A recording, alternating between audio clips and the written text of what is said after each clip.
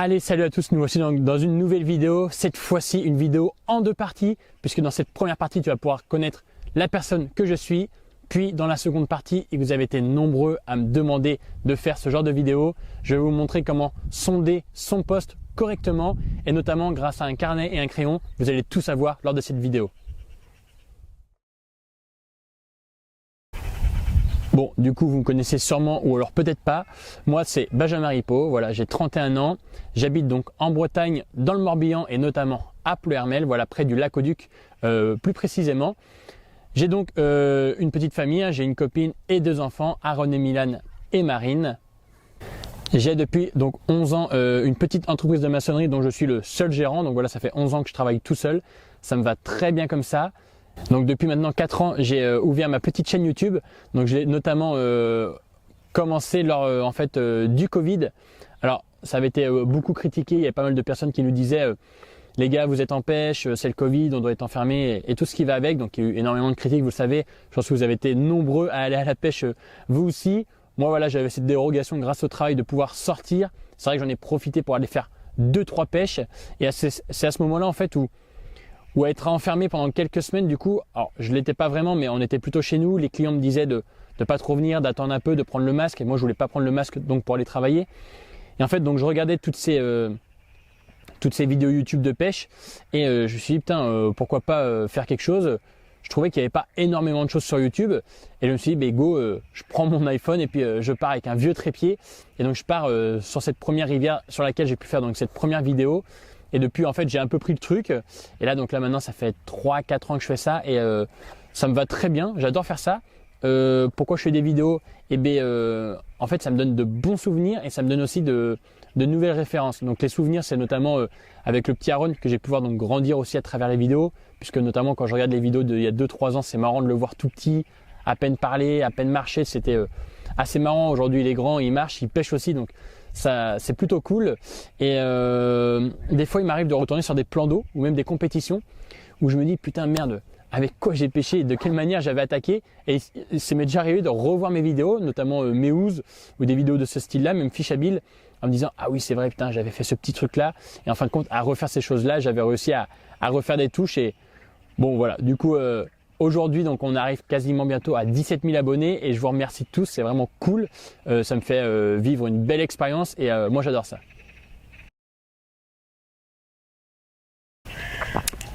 Alors mon pire souvenir en compétition, je pourrais en avoir plusieurs, mais j'en ai un qui est horrible. Alors vous allez peut-être vous reconnaître à travers celui-là. C'était lors d'une compétition donc à la Casine notamment. J'étais donc parti avec un copain, Mickaël Le Poulain, pour ceux qui connaissent le druide. Donc j'étais parti en compétition avec lui sur 3 jours à la Casine et donc c'était il y a 3 ans de ça. Et donc c'était un tirage boule, donc tirage double, donc on tire de boules et on choisit son poste. Et donc je tire un poste de digue, donc pleine digue sur lequel le vent tapait depuis des semaines. Il y avait énormément de carpes qui gigotaient à ce moment-là.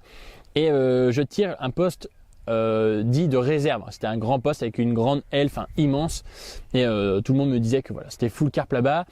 Sauf que moi, j'ai fait le têtu, je voyais. Donc moi en fait ce que j'ai fait le têtu, je voyais énormément de carpes en fait sur la digue, gros vent, j'ai dit c'est pas possible, il va se passer quelque chose sur cette digue. Et en fin de compte donc on s'est mis en pêche et au bout de quelques minutes, enfin quelques heures de pêche du moins pour pas exagérer, le commissaire qui va nous voir qui nous dit que le poste que j'ai remis, donc le poste de réserve, était déjà à 5-6 poissons. Bon, je dis à Mickaël, bon t'inquiète, ça va rentrer, ça va exploser à un moment. Et en fait au bout de 3 jours, donc dans la dernière demi-heure, on a réussi à faire 2 carpes. Et pendant que le poste donc, que j'avais reposé gentiment lui avait fait 1,3 tonne de carpes. Donc imaginez-vous un peu la chose, j'ai reposé un poste donc, qui a gagné largement la compétition. Les mecs se sont fait plaisir, c'était incroyable pour eux. Et nous on a fait seulement 2 carpes donc dans la dernière demi-heure. Ça c'était vraiment un très mauvais souvenir de compétition et un tirage boule que j'oublierai jamais. D'ailleurs pour la petite anecdote, l'année d'après je l'ai fait avec Julien Neveu et j'ai retiré les 2 mêmes postes. Et donc là, pour le coup, on a été à la réserve. Alors, ça ferait partie du coup de mon plus beau souvenir presque. Alors, j'en ai 2 beaux souvenirs. Donc là, notamment l'année d'après, encore sur ce plan d'eau de la Casine, donc tirage boule. On tire avec Julien Neveu, donc un poste de digue et un poste de réserve. Et donc là, tout le monde rigolait. En plus, j'étais dans les premiers à tirer avec Julien. Et tout le monde me dit ah putain, la chatte à mireille, la chatte à mireille. Et donc là, je dis bon les gars, je pars sur la réserve. C'était 4 jours. Alors écoutez bien, on est passé de 3 jours l'année d'avant à 4 jours. Très important ce 4e jour. On attaque là-bas et je me rappelle, c'est Jordan Roy qui avait le poste de digue là-bas. Et puis on attaque la compétition avec Julien. Et puis bon, on voyait des carpes mais très loin de nous. J'ai dit à Julien, ça pue quoi. Un poste qui était en face de nous, hop, arrive à faire 5-6 carpes rapidement. La digue déroule un petit peu, tout le monde déroule un peu et pas nous. Voilà, j'ai dit à Julien, putain, là c'est chaud. Je commence à recevoir quelques messages. Qu'est-ce que vous faites les gars? Est-ce que vous avez mis les cannes à l'eau et tout? Je dis ouais, les cannes sont à l'eau, tout ça.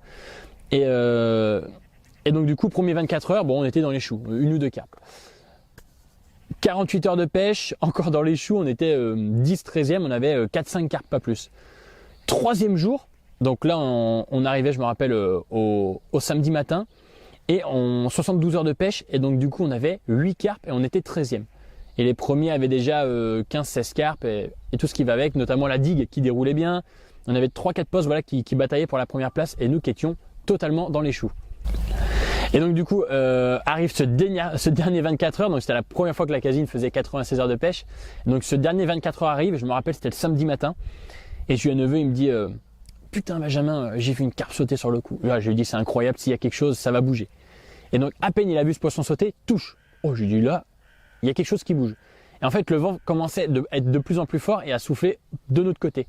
Et donc en fait on a vu un banc de carpe immense se rapprocher, et ce qui fait que donc dans le dernier 24 heures, on avait réussi à faire une vingtaine de carpes, on a gagné cette compétition avec seulement les derniers 24 heures, on avait explosé les carpes, c'était énorme, on faisait des amours blancs de 21 kg, on faisait des belles miroirs, c'était ouf, ça partait dans tous les sens, c'était incroyable, on pliait sous les touches le dimanche matin et on avait vraiment passé un dernier 24 heures incroyable, sans lequel du coup on n'aurait pas gagné cette compétition, donc sur le meilleur poste du plan d'eau. C'était ouf donc. Vous voyez, on n'avait pas changé notre stratégie de pêche, on attendait juste. Alors des fois on peut avoir le meilleur poste, mais si les poissons ne sont pas là tout de suite, des fois il faut savoir être patient, et là c'est ce qu'on a fait, pour le coup ça avait fonctionné. Voilà, je vous laisse un deuxième meilleur souvenir. Cette fois-ci c'était aussi en compétition, donc à Fishabille. Je me rappelle la première année, donc j'avais gagné avec Julien, on avait gagné donc 6000 livres, ce qui correspondait je crois à 7200 € ou 6800 €. Donc c'était avec Julien Filleul, donc ça c'est la première année, c'est la première fois que je le rencontrais, voilà, je l'avais invité à venir faire cette compétition, mais c'est pas mon plus beau souvenir. Alors c'était une très belle rencontre et aujourd'hui on est très copains, c'est top. Par contre mon meilleur souvenir donc à Fishabille, c'était l'année d'après. Donc j'ai réitéré, j'ai recommencé donc cette compétition où les premiers gagnaient donc 6000 livres, les deuxièmes gagnaient 2000 livres. Donc là il y avait vraiment une grosse différence. Et donc du coup je fais cette compétition, c'était Jérôme qui était avec moi à ce moment-là. Et donc je me remets sur quasiment le même poste, là c'était les postes 7-8 sur Fishabille. Et donc du coup la compétition démarre. Et puis voilà, tout se passe bien, ça commence à péter, j'enchaîne les touches et tout. Et il y avait ce poste 17, notamment des membres de l'équipe d'Angleterre. Donc des mecs qui étaient rodés, qui étaient là depuis une semaine en entraînement, qui avaient eu aussi ce poste 17 pendant l'entraînement, donc ils bénéficiaient de leur amorçage. Et donc voilà, on a bataillé toute la semaine. Et puis à 48 heures de la fin, donc il me passe devant de 5-6 poissons. J'ai dit putain, ça va être chaud pour les rattraper. On les rattrape, hop hop. Et tout ça pour dire que donc du coup le samedi matin, au gong final, voilà, j'ai vécu mon plus grand moment de stress, donc je tremblais vraiment. C'était un moment de ouf, puisque du coup lors de l'annonce, et d'ailleurs vous pouvez le retrouver en vidéo, donc vous allez sur une de mes vidéos YouTube et vous pourrez retrouver ce moment-là. C'était sur une compétition à Fishabille. Et donc le samedi matin, donc lorsque le speaker nous annonce donc du coup que les deux premiers sont ex aequo avec 66 carpes et que seulement 1,2 kg sépare les deux équipes. Donc on avait fait 6 nuits, je ne sais pas si vous vous rendez compte, 6 nuits de pêche pour 7 jours, 66 carpes donc pour le poste 17 et moi le poste 7. Et donc du coup c'était incroyable. Donc ça, on passait de 7000 € à 2008, 3000 €, donc il y avait quasiment 4000 € de différence, c'était ouf. Et donc là pour le coup c'était vraiment un stress d'argent, puisque j'avais vraiment envie de gagner cette somme, ça me faisait vraiment plaisir. Et donc du coup là j'étais en stress comme ça, j'étais pas bien à devenir blanc et tout. Et là donc il annonce le troisième, et au moment d'annoncer le deuxième, j'ai un copain là, Francky Balu, qui passe derrière lui comme ça, et puis il voit sur le papier et il me dit dis-moi, il dit c'est bon, c'est pour vous. Et puis il me dit ça, mais dans ma tête j'ai dit ah c'est pas possible et tout.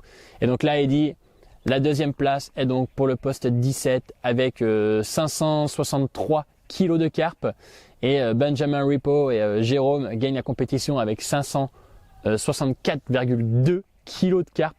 Donc voilà, on a gagné cette somme énorme avec seulement 1 kg d'eau de plus. Ça n'a pas joué à grand chose, alors c'était vraiment fou, et tout le stress était retombé, c'était vraiment un souvenir incroyable.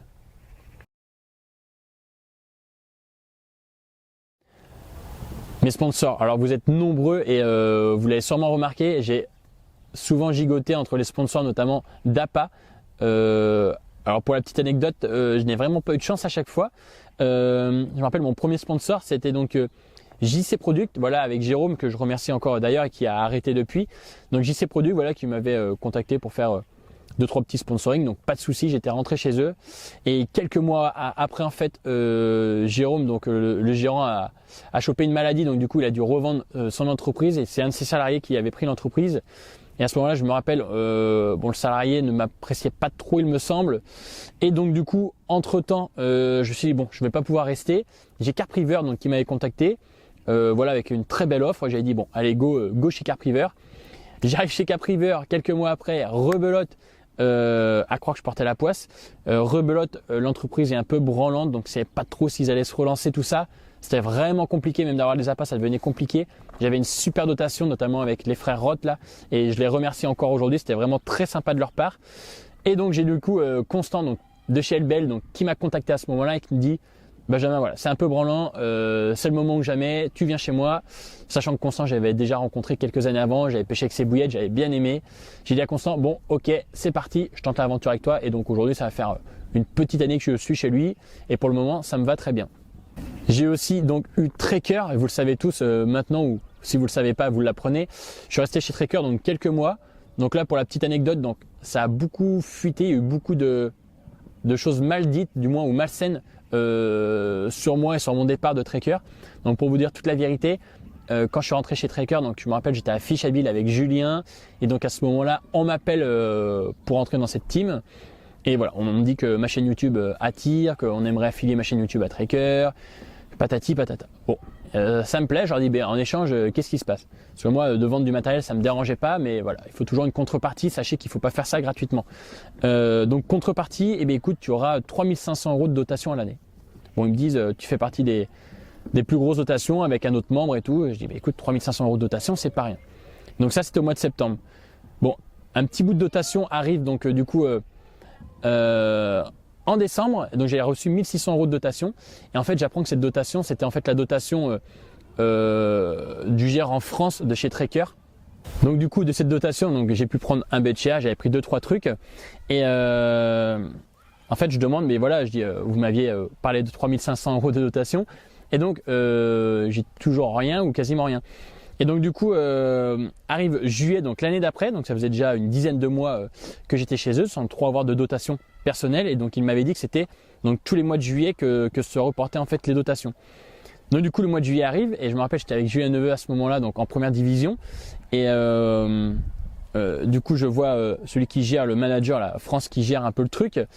Et donc il vient sur le poste et puis il dit bon les gars, Julien ça te dirait pas de rentrer chez Tracker? Alors Julien dit ah bon et tout. Ouais, ce serait pour faire binôme avec Benjamin et tout. Bon, du coup, rien d'intéressant, de spécial pour Julien. Donc, Julien, voilà, pas trop chaud. Et donc, moi, là, voilà, je pose la question. Je dis, bah, écoute, tu m'avais dit que en juillet, c'était à ce moment-là qu'il voyait les dotations. Et donc, du coup, est-ce que ça va commencer, tout ça? Il me dit oui. Donc, du coup, d'après ce que j'ai entendu dire, alors c'est vrai que j'ai fait rentrer pas mal de monde depuis. Nous, ce qu'on va pouvoir te proposer, donc ça va être 800 € de tackle. Alors je lui dis ah oui, 800 € de tackle. Donc le tackle, pour vous donner une idée, c'est les aiguilles, les hameçons, les plombs, les émerions, le fil. J'ai dit ah oui, 800 € de tackle. J'ai dit c'est pas la même chose quoi. Et j'ai dit donc les 3500, ah non, ça va pas être possible et tout. Donc bien sûr, donnant, moi quand j'avais donné ma validation pour leur faire un petit peu de pub, que ce soit sur YouTube ou sur mes réseaux, il n'y avait pas de souci, mais c'était en contrepartie de ce business-là. Et donc du coup, bien sûr, ils ont totalement modifié le truc. Moi, 800 €, je faisais rapporter plus que 800 € à cette entreprise. J'ai dit, bah, écoute, non, c'est pas possible pour moi. Le tackle, écoute, je peux me l'acheter comme tout le monde. Aller m'acheter 3 paquets d'hameçons, je peux aller le faire. Aller m'acheter les émerions, les clips-longs, je peux aussi le faire. C'est pas un souci. Donc voilà, j'avais dit, pour moi, vaut mieux qu'on arrête là, puisque moi, j'aime pas trop ce genre de magouille. En plus, il n'y avait pas de contrat écrit, donc voilà, c'était vraiment compliqué. Je trouvais ça un peu bordélique à ce moment-là. J'espère que depuis que ça a changé, mais c'est pour ça que du coup j'ai arrêté Tracker et c'est bien moi qui est parti de chez Tracker et on ne m'a pas donc fait partir de cette entreprise.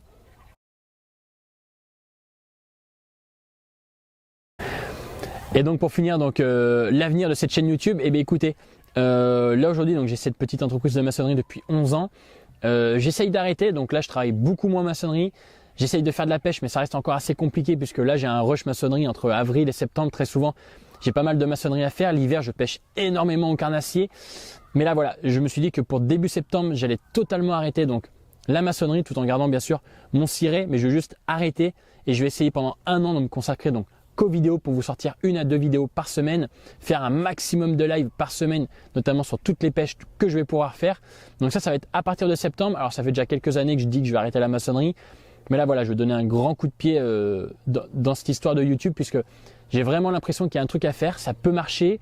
Là voilà, on arrive à 17 000 abonnés, ça fait quand même quelques vues, alors entre 10 et 30 000 vues, il y a des vidéos qui marchent mieux que d'autres, notamment la vidéo battle qui a très bien marché là récemment, la vidéo ECAC. Donc en fait c'est des vidéos qui intéressent puisqu'il y a de la touche, vous apprenez sûrement quelques petits trucs. Il y a notamment sur le CAC, donc j'étais avec Julien Filleul qui est très connu aussi, donc forcément ça plaît, ça fait quelques vues. Et donc je me suis dit que pourquoi pas aller faire des pêches donc avec des personnes connues comme ça, des pêches avec les abonnés. J'ai plein de choses à faire. Et donc voilà, je vais vraiment laisser la maçonnerie donc à partir de septembre et me concentrer qu'à la pêche. Par contre, donc à la pêche, c'est pareil, la carpe, on aura vite fait le tour. Donc moi, c'est vrai que je suis pêcheur tout type de pêche. Donc je vais essayer de faire pas mal de vidéos carnassiers cet hiver. Je pêche la truite notamment l'été. Donc j'essaie de me faire des petites vidéos truites. Donc voilà, ça va pas intéresser tout le monde, mais peut-être de nouvelles personnes. Pourquoi pas faire des road trips, c'est-à-dire partir sur 2-3 jours avec seulement une canne à pêche, une boîte de maïs et puis un duvet et puis dormir à l'arrache sur des rivières, enfin pêcher tout type de poissons. Je pense qu'il y a plein de choses à faire. Il y a quelques youtubeurs qui ont très bien réussi dans la pêche et je me dis pourquoi pas moi. Et il faut vraiment, je pense, tenter le coup. Mais pour oser, voilà, faut aussi avoir les finances puisque c'est pas gratuit d'aller tourner des vidéos sur YouTube. Alors moi pour le coup je me filme et je monte mes vidéos, voilà, ça me prend très peu de temps mais c'est moi qui le fais. Mais voilà, faut savoir qu'il faut payer l'essence, faut payer les péages. Quand on part à la pêche, eh bien on n'est pas payé tout de suite, il faut vraiment tourner la vidéo et cette vidéo là quelques jours, quelques années après ou quelques semaines après nous rapporte l'argent. Donc pendant quelques temps on n'est pas payé, enfin c'est tout un truc.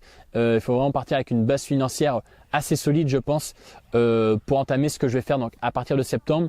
Donc c'est pour ça que voilà, j'ai une camionnette d'entreprise sûrement que je vendrai. Cet argent là me servira peut-être pour tenir quelques mois et donc tourner des vidéos YouTube et avec ces vidéos YouTube là pourquoi pas gagner un petit peu d'argent et essayer donc d'en vivre. Voilà, je te remercie d'avoir été très patient pour ce petit qui suis-je. Je t'invite tout de suite maintenant à regarder la deuxième partie de vidéo qui devrait t'intéresser un peu plus, comment sonder correctement son poste.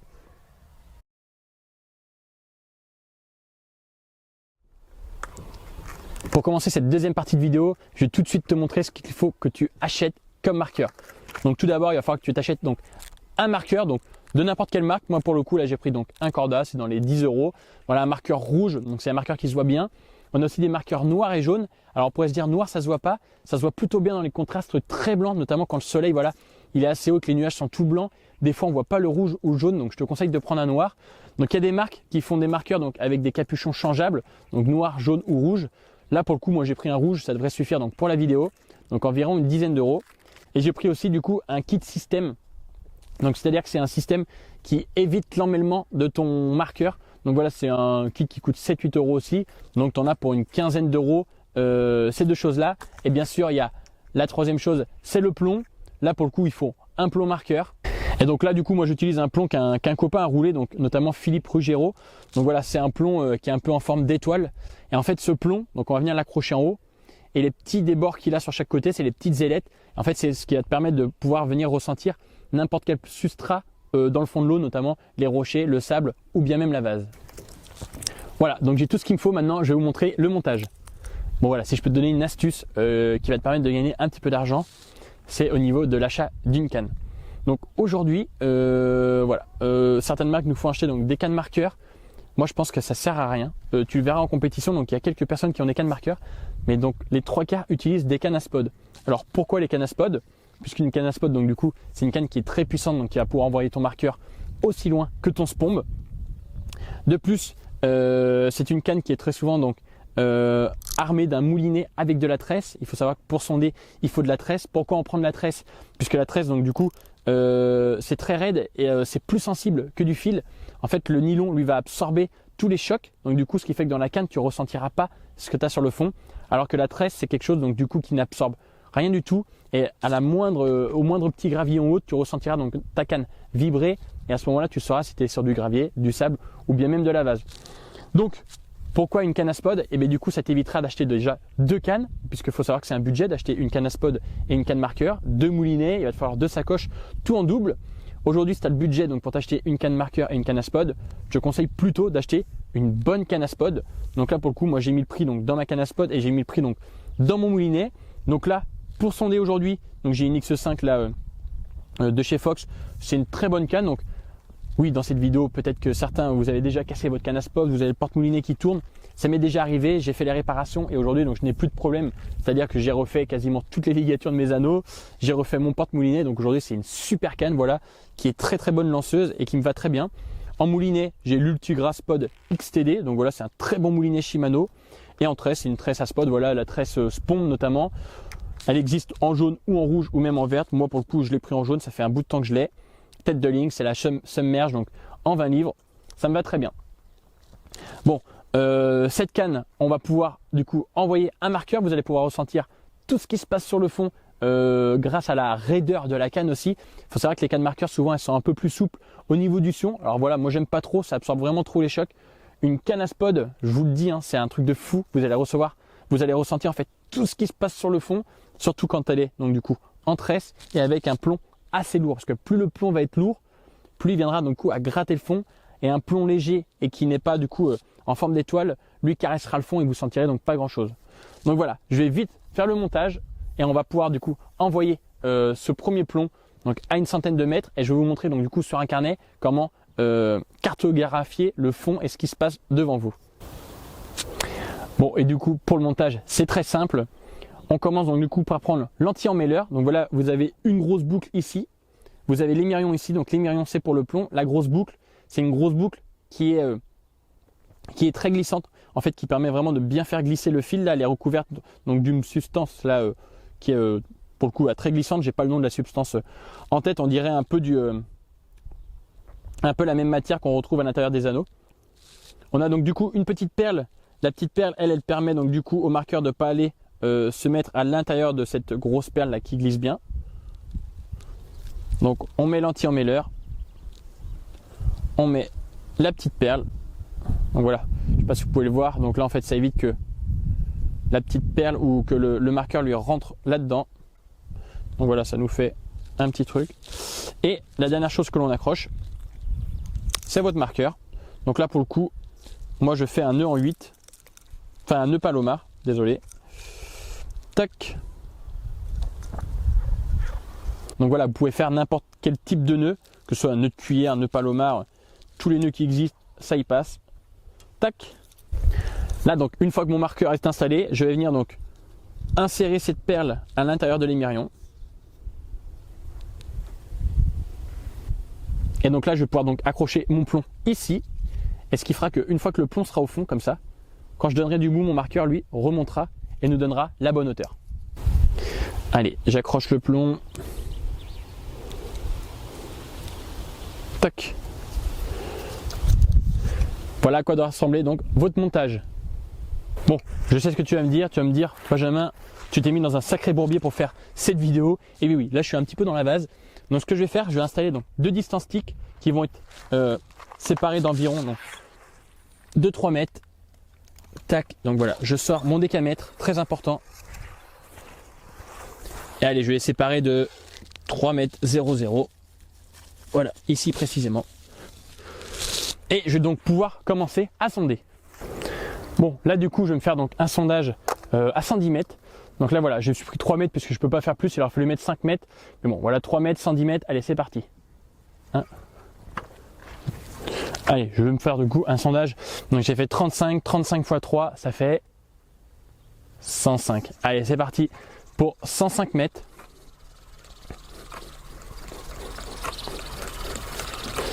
Donc vous allez voir l'utilité des pics. Alors, vous n'allez pas le voir sur ce plan d'eau, mais je vais vous expliquer pourquoi. Donc, installer des pics. Alors notamment, très souvent, c'est au bord des road pods. Et vous pourrez notamment revoir cette technique mardi prochain. donc notamment dans le battle avec Tom Lino. Voilà, c'est un plan d'eau que je connais pas et pour le coup, j'ai quand même donné un petit coup de marqueur puisque je n'ai pas demandé à Tom ce qui se passait sur ce plan d'eau. Et donc du coup, je donnerai un petit coup de marqueur histoire de voir vraiment ce qui s'y passe. Bon, allez, c'est parti. On va lancer le marqueur donc à 105 mètres et je vais vous montrer donc comment sonder. Allez, on envoie la canne.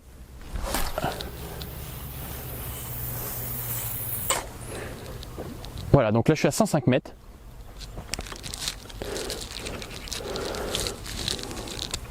Donc là je viens de déclipper, mon plomb est au fond, mon bouchon donc est au fond aussi puisque je vois que mon fil est bien tendu.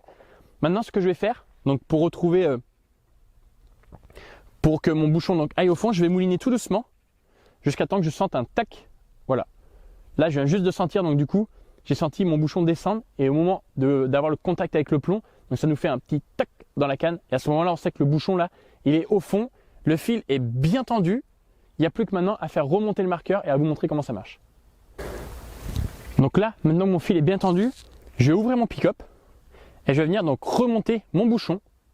Donc là ça me prend du fil, donc quand ça prend du fil c'est que le bouchon remonte correctement et une fois que mon bouchon sera en surface, je vais pouvoir me diriger donc vers mon décamètre.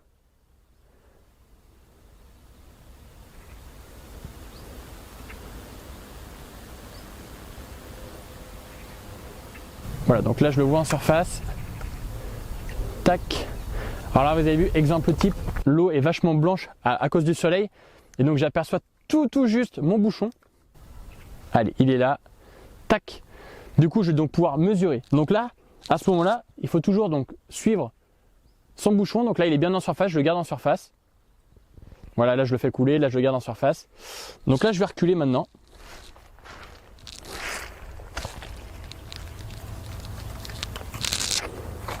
Donc là je garde toujours bien mon fil tendu tout en gardant mon bouchon en surface. Donc là ce que je vais faire, donc du coup mon bouchon lui est bien remonté, mon fil est bien tendu. Donc je vais me mettre au premier piquet. Et ce que je vais faire maintenant, je vais tirer donc mon fil jusqu'à temps que j'obtienne donc une résistance le long de mon décamètre. Et tac. Donc là je sens à l'instant donc une résistance. Donc mon fil est bien tendu. Ah c'est énorme, je viens de voir une carpe remonter pas loin du marqueur. Oh non mais ça c'est incroyable. Alors là c'est vraiment un truc de fou, vous n'avez pas pu le voir sur la vidéo, c'est incroyable, je suis l'aqueduc, il y a une carpe qui est remontée tout juste derrière mon marqueur. Donc du coup, je disais donc là, mon marqueur, je viens tout juste de sentir la résistance donc dans ma canne, c'est-à-dire que le marqueur donc, et lui est bien arrivé au fond. Donc là je mesure en bout de sion 2,50 m. Donc voilà, actuellement il y a 2,50 m là où il y a mon marqueur, mais attention, il y a quelque chose qu'il faut faire très attention, notamment pour la pêche aux zig. Sachez bien que quand je faisais ressortir tout à l'heure mon marqueur, je faisais ressortir la partie rouge. La partie bois qui est dans l'eau, donc elle mesure entre 10 et 15 cm, est aussi à prendre en compte. La petite perle avec le plomb aussi, puisqu'il y a le plomb et on a un anti-emmêleur avec une petite perle mousse noire qui fait aussi remonter ce badling. Donc on a environ 20 cm en plus. Donc là quand je mesure 2,50 m, il ne faut pas que j'oublie ces 20 cm de marqueur et de badling qui remontent aussi dans le fond. Donc là on va dire que j'ai 2,50 m plus 20, j'ai 2,70 m, très important pour la pêche aux zig notamment. Donc là, j'ai 2,70 m donc à 105 mètres. Ce que je vais faire maintenant, connaissant combien ramène donc mon moulinet, je vais mouliner une dizaine de mètres et je vais reprendre à nouveau la hauteur. Je vais faire ça donc jusqu'à 50 mètres. Je vais noter donc sur mon portable mes hauteurs donc tous les 10 mètres. Donc là, je vais faire 105 mètres, 95, 85 jusqu'à 55. Donc là, on était donc à 2,70. Maintenant, je vais mouliner. Hop. Donc là, je viens de sentir à l'instant que j'avais repris contact avec mon plomb. Donc je vais mouliner 8 tours pour me faire 10 mètres. 1 tour, 2 tours, 3 tours, 4 tours, 5 tours, 6 tours, 7 tours, 8 tours. Donc là, je viens de mouliner donc 8 tours. Mon fil est à nouveau tendu, je vais faire remonter mon marqueur. Voilà, là ça me prend du fil. Allez, je devrais pas tarder à le voir remonter. Voilà, là il est remonté, donc je le vois bien plus près. Donc là je suis à 95 mètres. Donc c'est pareil, je vais me mettre donc au bout de mon piquet et je vais mesurer à nouveau en tendant mon fil le long du décamètre. Et donc là je mesure, vous voyez, 1,90 m. Donc voilà, j'ai fait 10 mètres, 1m90 plus 20 cm, 2m10. Allez, on va noter donc 2m10, 210. Lorsque j'ai mouliné, vous ne l'avez peut-être pas vu, j'ai donc gratté le fond. Là, je vais retendre à nouveau mon fil. Hop, donc là, je suis rendu à mon plomb. Et donc, je vais tirer tout doucement, cette fois-ci. Et donc là, voilà, mon sion s'accroche pas mal de fois. C'est un peu dur des fois. Et il gigote comme ça. À partir de ce moment-là, on peut ressentir donc du coup des cailloux. Donc là, c'est une zone qui est très caillouteuse. Voilà, il n'y a que du caillou. Mon sion en fait accroche plusieurs fois. On sent des vibrations dans la canne. Donc le fait d'avoir une canne qui est très raide, ça permet de ressentir tout ça. La tresse aussi. Là, si j'avais eu une canne un peu plus souple avec du fil, je n'aurais pas ressenti tout ça. Donc là, je sens que c'est du gravier. Tac. Je ne sais pas si vous avez fait attention, j'ai mouliné donc du coup 8 fois en même temps que je grattais. Donc ça me permet de m'être rapproché donc de 10 mètres. Donc voilà, sur les 10 mètres, donc je n'ai que du caillou pour le moment. Là, je vais faire donc remonter le marqueur à nouveau. Donc je vais être à 85 mètres. Allez, c'est reparti. Alors là, après, c'est vraiment une mesure approximative. C'est-à-dire que pour faire les choses bien plus précises ensuite, quand vous allez retourner sur votre cahier et que vous allez voir, voilà, je veux pêcher entre 85 et 95, à ce moment-là, on retourne au pic, on clip correctement et on retrouve vraiment la hauteur très précise. Donc là, voilà, mon marqueur vient de remonter. Je vais tirer à nouveau. Tac. Voilà, là j'ai 1m60, donc plus 20, 1m80. Donc on va noter 1m80 sur le portable. 180. Donc voilà, on peut déjà s'apercevoir qu'il y a une pente très très douce. Là, donc je vais encore gratter. Donc là, c'est que du caillou. Voilà, j'ai mouliné 5 fois. 1, 2, 3. Voilà, là j'ai rapproché de 10 mètres. Donc je vais laisser donc à nouveau le marqueur remonter.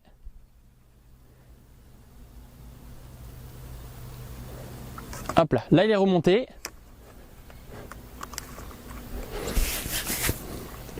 Je vais pouvoir faire cette dernière mesure. Allez, c'est parti. 1m50. 1m50, donc plus 20 cm, nous sommes à 1m70. Donc là, la pente est bien plus faible. Donc voilà. À partir de ce moment-là, donc du coup, on va pouvoir aller sur le cahier et je vais vous montrer comment faire la courbe qui va vous montrer les fonds sur votre poste. Alors vous me direz pourquoi j'ai installé des pics, j'aurais très bien pu mettre un décamètre ou un mètre à plat. Alors il arrive des fois que dans des plans d'eau, comme par exemple je prends l'exemple de Pansière où il faut pêcher donc au zig et qu'il y a énormément d'eau jusqu'à 15-20 mètres de profondeur, en fait le décamètre on va pas commencer à tirer la canne sur 20 mètres de poste. Donc le mieux voilà c'est d'étaler donc 2 pics sur 3 mètres et en fait quand vous allez faire votre mesure, donc là vous allez prendre 3 mètres et grâce au pic vous allez continuer donc à prendre le mou, à mesurer et vous allez pouvoir faire donc un certain nombre de pics. Bon là forcément je me suis tanké puisque du coup j'ai pas plus de 3 mètres de profondeur. Mais donc en gros les pics vont servir à ça. Ils vont servir si vous avez 20 mètres, et bien à 3 mètres, vous allez faire donc 6 tours et demi de pics. Puis à un moment donné, crac, vous avez la canne qui va se bloquer. Et donc là, ça vous donnera donc votre hauteur, votre profondeur. Voilà, je vais ramener le marqueur. Et je vais tout de suite vous montrer sur un cahier comment on procède à la bathymétrie du fond. Bon, et bien comme vous avez pu le voir, j'ai donc un fond dur. Donc ce que je vais faire donc sur mon papier, hop.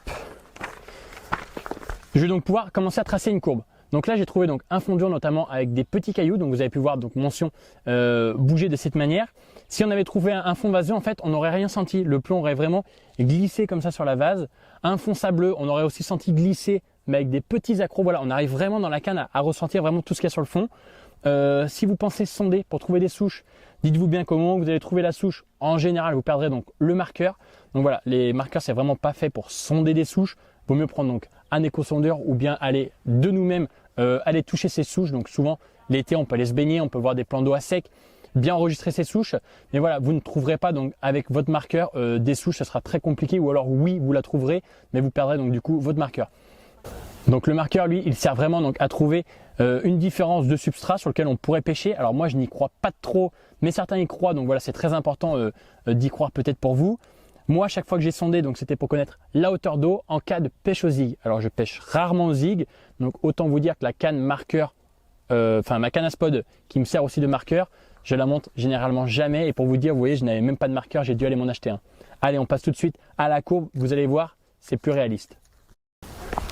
Bon, allez, du coup, comment fonctionnent donc les mesures qu'on a prises? Donc, on va tracer donc un grand angle droit. Nous, on est ici, donc on est présent sur la berge ici. Ici, donc, ça va être les hauteurs et ici, la longueur. Donc là, sachant que j'avais moins de 3 mètres, donc je vais me faire 3 paliers. Donc ici, j'ai ma profondeur la plus profonde, donc j'ai 3 mètres, j'ai 2 mètres et j'ai 1 mètre. Et donc ici, j'ai donc mes longueurs. Donc là, j'avais donc 105 mètres. Ici, j'avais 95. Ici, j'avais 85. Et ici, 75. Donc désolé pour l'écriture, j'ai écrit un petit peu de travers. Donc voilà, donc là je reprends mon portable. À partir de ce moment-là, je reprends mon portable.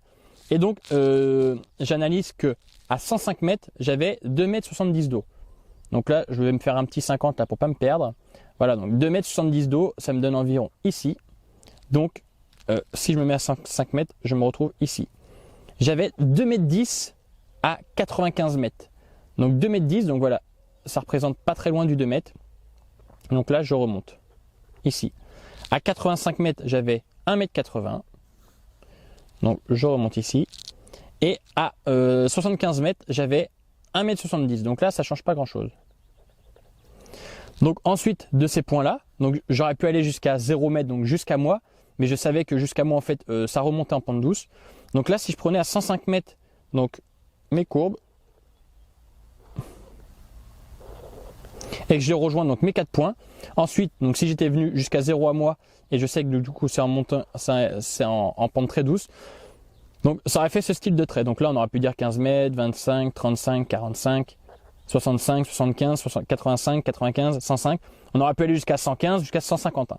Donc peut-être qu'on aurait descendu, peut-être qu'on serait remonté, peut-être qu'il y aurait eu un plat.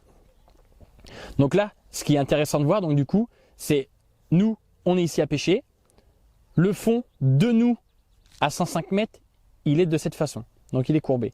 Et donc là, on peut notamment voir qu'à partir de 95 mètres, on est passé de 2,10 m à 2,70 m.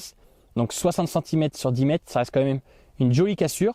Donc si demain je devais venir donc pêcher sur ce poste, j'aurais sûrement donc sondé jusqu'à 150 mètres pour avoir le reste de mon sondage. Donc si j'avais agrandi ici mon trait, j'aurais mis 115, 125, 135. 115, 135. Et peut-être que du coup, à 115, j'aurais trouvé donc 3 mètres. Et peut-être qu'ensuite, du coup, ça aurait fait un plat. Donc peut-être que j'aurais eu 3 mètres à 125, 3 mètres à 135, ça m'aurait fait un plat comme ça.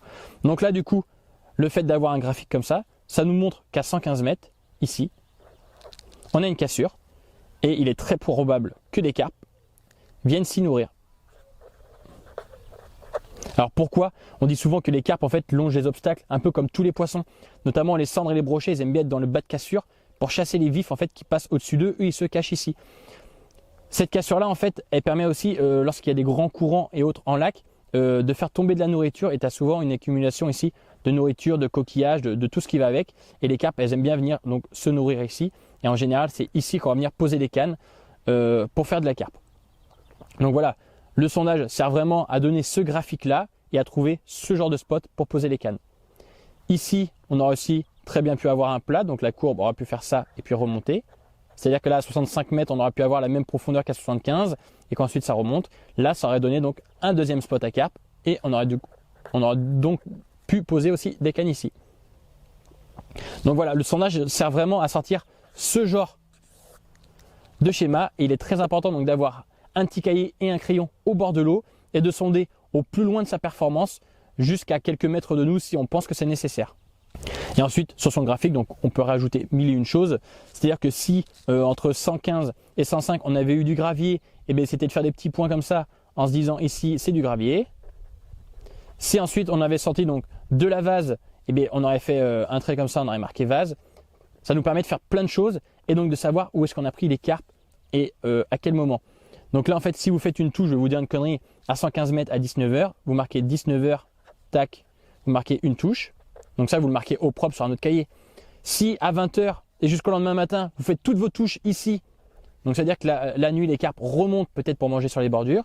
Si la journée, vous faites toutes vos touches en bas, donc entre 115 et 135, c'est-à-dire que les carpes sont en bas de la cassure, sont en train de manger. Et ensuite, sur la compétition et au fur et à mesure de la semaine qui passe, ou des 48 heures ou des 72 heures, ça permet donc du coup de caler ces 4 cannes aux bons endroits.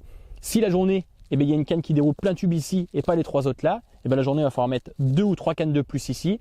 Et la nuit, pareil, si les carpes déroulent en bas, il va donc falloir bouger ces cannes d'ici et les poser en bas puisque les carpes, elles bougent aussi. Il faut savoir que si vous pêchez des carpes ici la journée, vous laissez les cannes et vous savez que ça ne déroule pas la nuit, c'est bête, vous perdez pas mal de poissons. Donc ces cannes-là, il faut absolument les mettre là-bas, sachant que votre ring, lui, il peut être très espacé, donc peut-être d'une centaine de mètres, comme ça. Il faut donc espacer ces cannes, voilà, très loin, et peut-être la journée les ramener donc plus près comme ça. Il y a tout un truc à faire, mais ce schéma-là, il est vraiment très important, et grâce à ça, vous arriverez donc du coup à faire de la carpe.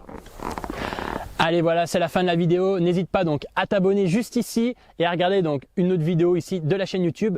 Et j'espère que cette vidéo t'aidera à l'avenir pour sonder ton poste.